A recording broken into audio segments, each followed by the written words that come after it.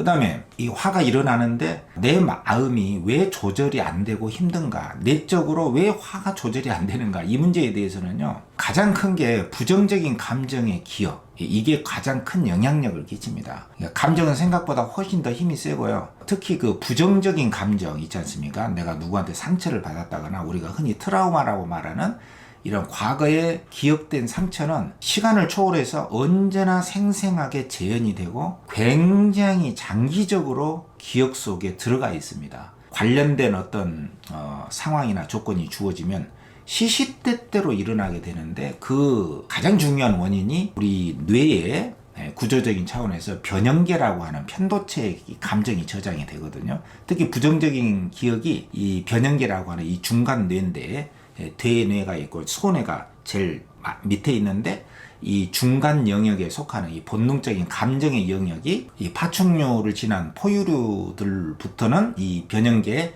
편도체가 발달이 됩니다.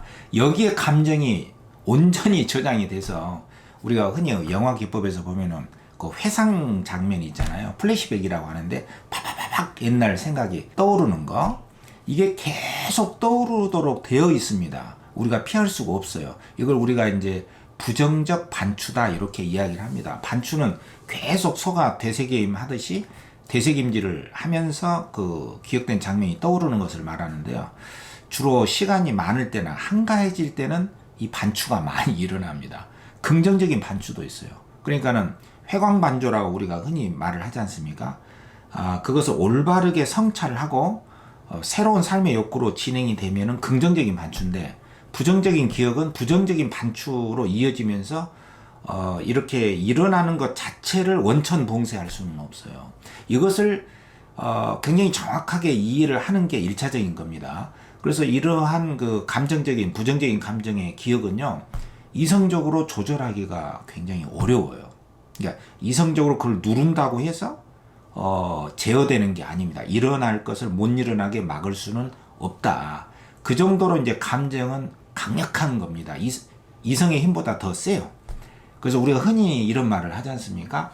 머리로는 이해가 되는데 행동으로 이어지지가 않는다.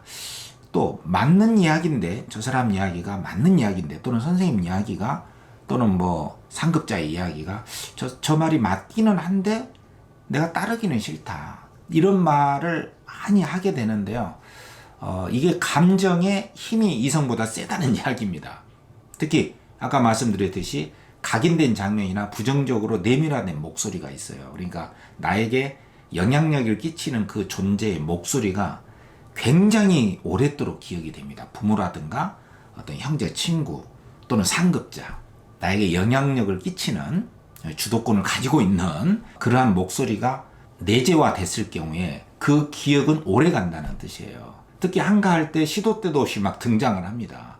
그래서 괴롭게 또 부정적으로 각인된 그 과거의 기억, 감정, 이런 것들이 화와 더불어서 짜증과 우울과 함께 일어나는데, 이것 자체를 안 일어나게 원천 봉쇄할 수는 없다.